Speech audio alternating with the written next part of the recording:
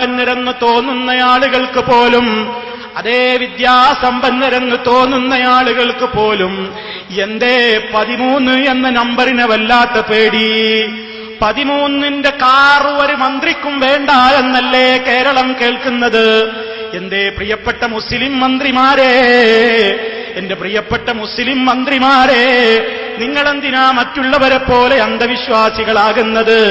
കേരള സർക്കാർ നിങ്ങൾക്ക് അനുവദിച്ചു തരുന്ന കാറിന്റെ നമ്പർ 13 പോയെങ്കിൽ അതെടുക്കാൻ ഒരൊറ്റ മന്ത്രിയെയും കിട്ടാനില്ലെന്ന് പറയുമ്പോൾ മുസ്ലിമേ, നീ ആരിലാ പരമേൽപ്പിക്കുന്നത്? 13 എന്ന നമ്പർ ഇത്ര പേടിയാണോ? പല ഹോസ്പിറ്റലുകളിലും 12 എന്ന റൂം കഴിഞ്ഞാ പിന്നെ 13ാമത്തെ റൂമില്ല, പിന്നെ 12A, പിന്നെ 14ആണ്. 13ാമത്തെ റൂമിൽ പാടില്ലതാ.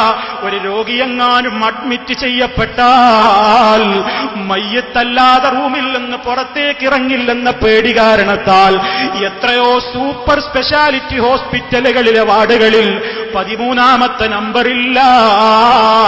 എന്തേ മുസ്ലിമേ ഇങ്ങനെ അധപ്പതിച്ചു പോയത്? മറ്റുള്ളവന്റെ സംസ്കാരം നമ്മിലേക്കും വരികയാണോ? 13ാം നമ്പർ കാറെടുത്തുകൊണ്ട് ഈ അന്ധവിശ്വാസത്തിനെതിരെ തടയിടാൻ മുസ്ലിം മന്ത്രിമാരെ, നമുക്ക് കിട്ടുന്ന ചാൻസ് ഒരിക്കലും കളഞ്ഞു പോകല്ല. പടച്ച റബ്ബിനെ പേടിച്ചോ.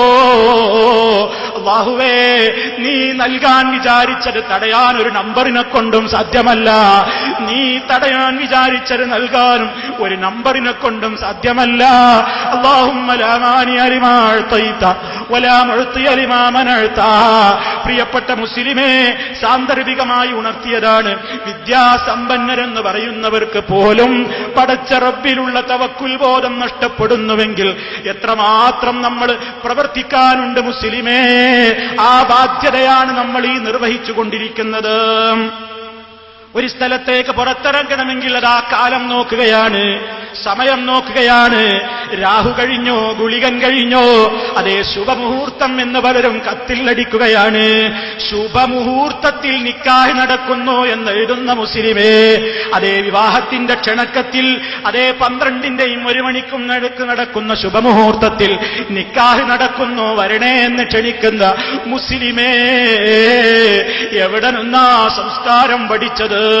നിനക്ക് സമയത്തെ ചീത്ത പറയാൻ ആരാധികാരം തന്നത്?